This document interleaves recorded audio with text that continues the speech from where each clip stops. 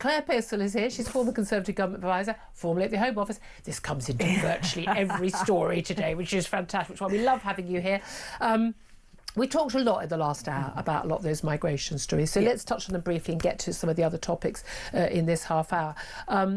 Just in terms of the Rwanda scheme, you at the Home Office, apparently it looks like it did deter small boats, and it's not just down to good weather, more people come, bad weather, fewer people come. What do you make of that? It's a really strange one, because I was a massive opponent against the Rwanda scheme because it was badly announced, badly put together. It cost us a lot of money, £700 million. And there were, was it three or four people who went? Yeah, but they were all voluntary. Yes, which we paid them to go. So not only We've got to stop paying people to go to I know. I mean, I can volunteer. I have to get up for work to get paid to go to foreign countries. I can volunteer to go somewhere else if they would like to pay for me. I'm an Albanian. I'd like to be repatriated to, I don't know, Costa del Sol, please. You know. Yeah, no, Barbados. I'm quite happy to do that. I should have aimed higher. I should have aimed higher. You should. I mean, I'm absolutely from the Bahamas. I really need to be sent to Nassau.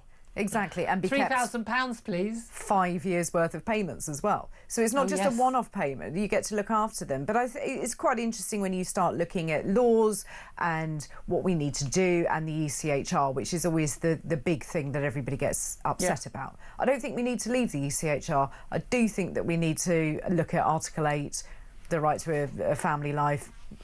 That needs to go. It needs to stop. Well, again, no, people just need to read the full one. I've said this a million times. I'm sorry, I bore you about this, guys, but there are two paragraphs. The judges are ignoring the second part. Judges in the script, we think of them as neutral. I think we can safely say after we now had a blasphemy law yesterday, with Amit Choshkan being convicted, they're not neutral. These are political activists, and they're pretty much all on the left. We used to think of them all as funny right-wing people who didn't know who the Beatles were. No, you don't get appointed to being a judge unless you sign up to all the DEI madness, and that all goes along with migrants, illegal migrants in particular from Africa, from the Middle East, are by definition the people at the bottom of the pile, and therefore you have to help them. We're living in insane territory, really are. What do you make of this report? It is research by Professor Matt Goodwin of Buckingham University, one of the few universities where people are allowed to publish research like this without facing the sack. Basically saying, look, on the current trajectories, and trajectories do change. There are different reasons why you get more people arriving at certain times. But we have had a huge influx of migrants from not just the EU, but also from outside the EU, largely from India, Nigeria, Pakistan, and countries with very different cultures, very different backgrounds and religions. But white British people will become a minority in the UK population within the next 40 years.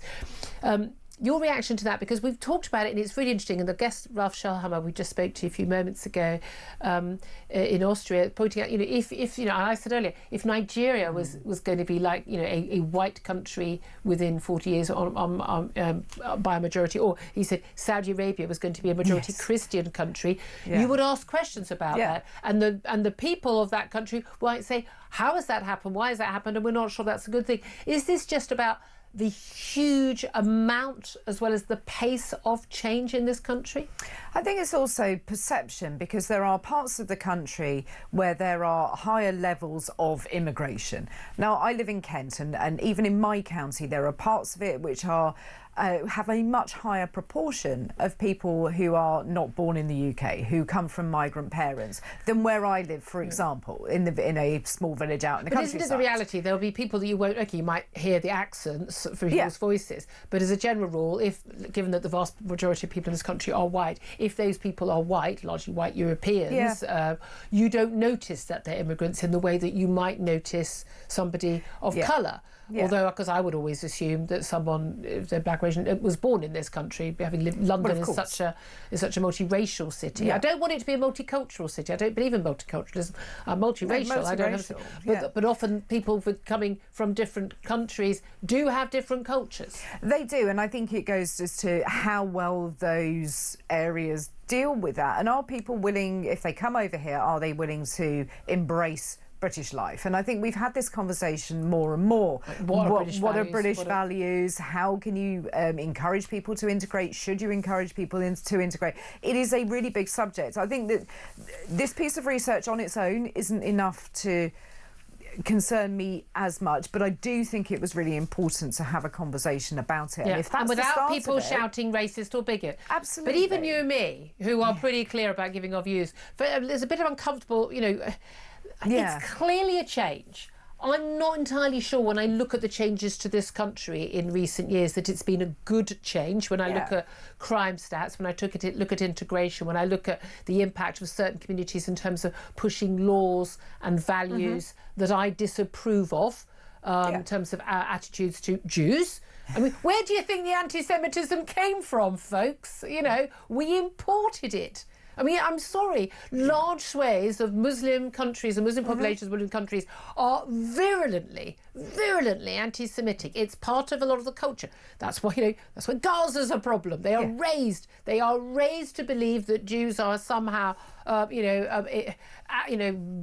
subhuman and need to be gone from the planet. You can't import that culture and then go, I'm really surprised that's happened. You can't, but also in terms of, other issues we need to tackle. One of the most integrated groups of population in this country would have been Afro-Caribbean arrivals. Windrush generation onwards. Mixed race marriages and relationships and that. But we also have a massive issue of single parent families. Something like 45% in that community. Not among black people in this country, among Afro-Caribbeans, Nigerians, population, huge number of Nigerians, that's not an issue there. They're doing fine in school and in work and in marriages. So, we have completely different unemployment rates, for instance, from people from Bangladesh and Pakistan and people from India. Educational attainment, completely different from those two groups. Chinese doing very well. Jewish population doing very well. They are very, very different. There is a big argument about where people come from seems to have a massive impact on their ability to integrate, their ability to assimilate, and their success levels in this country. Maybe that's a conversation we should have about which countries we want to have people arrive from. So people are very happy with Ukrainians arriving. People are very happy, temporary. People are very happy with Hong Kong Chinese.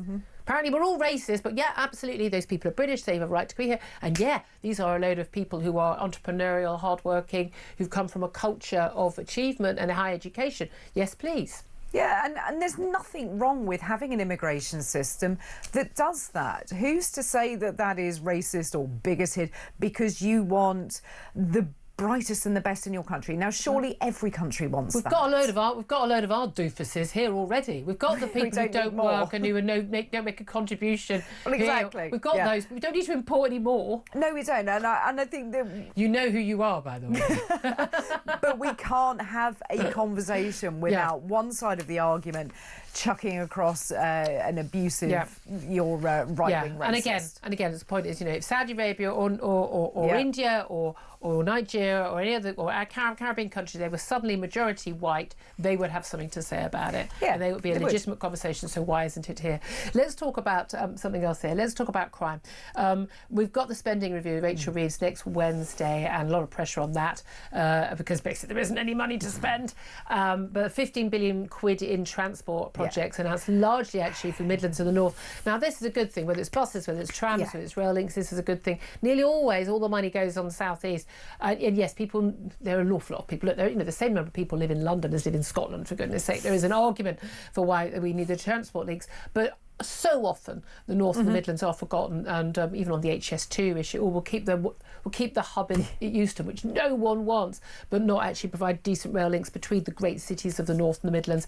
So I'm all in favour of that. But again, where's that money coming from? But there's a lot of pressure on other departments to see cuts. We know the Home Office is very worried, where you used to work. The most senior police chiefs in the country, led by Sir Mark Rowley, the head of the Met Police, they've written to the Prime Minister directly saying that cuts to the Home Office budget will have far-reaching consequences, and basically saying they'll have to face stark choices about which crimes they investigate and which they don't if we push ahead with more cuts. Isn't the reality that they already do that? The vast majority of thefts and burglaries are not properly investigated. A copper might turn up after 3 days, but if you're lucky, I'm very aware that the only reason that my bag thief is in court next week, I think it is, or the week after. Very excited. Sorry, alleged bag thief.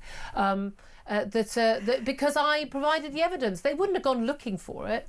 No, and the fact is that you kept pushing them to make a decision as to whether they were going to bother to find. I didn't tell them individual. whether. I told them they would.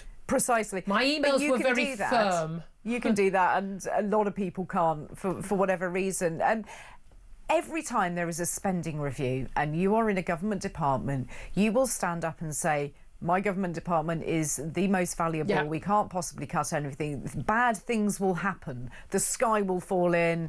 The lights will go out. It's awful. So every department does that. Now, do I think the Home Office needs to be looked at a little differently? Yes, I do. I also think it's too big of a department and you need to split it up. Because if you do that, you can actually manage the budget. Well, they're dealing with crime and immigration. These are two of the biggest issues for a lot of people. They're absolutely huge. And at the moment, we underfund our police forces anyway, and we have done for some considerable period of time. That needs to improve. But we need to look at where you can cut corners. But police also spend an inordinate amount of time doing a lot of things which aren't Precisely. Don't police hurty tweets, no non-crime hate incidents. You should have no bit. It's not a crime. Don't 6 people shouldn't turn up on the the door of somebody who's written something on social media, or 2 people turning up. No. Alison Pearson, the Telegraph journalist, door for a tweet she'd written a year ago. They need to stop doing all that nonsense. Precisely. But also there is an element where they say, well, there's so many crimes we can't send something to everyone.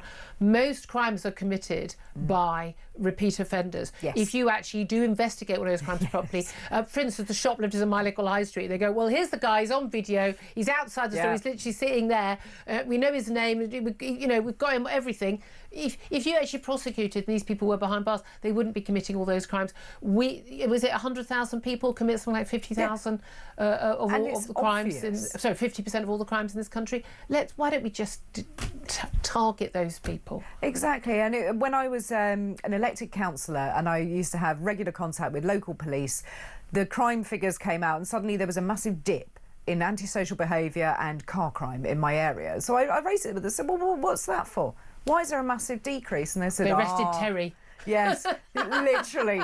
Terry and Darren have gone to prison, and the crime stats went down for 6 months and then they were back again. Yeah, imagine. I mean, that's that. We all know.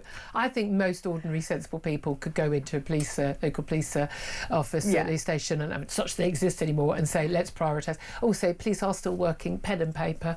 When I had to give police statements, I'm literally like, no, you're not. I said, literally, no, you're not coming to my house. Take a police statement. Tell me the information you need in it. Right. I will then email you my statement. You then email me back a document that topped and tailed and the right, and then I can sign it as a witness, and I will scan it and send it back to you. So you are not spending stupid amount of time sitting with me when I write my statement. Also, I've had years ago a police statement about being a victim of crime. Someone like writing out in longhand, getting loads of it wrong, by the way, sending me coming back with a typed statement which had so many factual errors. And by the way, that's why a lot of cases fall down, because actually your statement when used in court doesn't match what the police statement has been. They have got to get with not even 21st century, 20th century technology would be a good start. Let's talk about 21st century and free trade, though, because it seems to be over these days. Donald Trump's tariffs. We had a deal, did we not, about a month ago? So. The Prime Minister, the President on a phone call, big love-in, and wasn't it great? And there's this deal on... and again, I've lost track of where we're supposed to be, but I thought we were... Our 10% tariffs, we were low, 10% tariffs, we were going to go to 0 on certain things. We were going to do this little trade deal, and still not signed and sealed, apparently, still not in effect. We have been facing 25% tariffs on steel and aluminium. Trump... the other day, and it came into force overnight, raised them unilaterally to 50%. But apparently, no, it is going to be 25%. We found out this morning. The steel industry found out this morning it's going to be 25%. They literally lost a massive load of orders because it was high. Those orders get reinstated because they think the deal's being done. They then get cancelled because this 50% was coming in. They're going to be reinstated because this...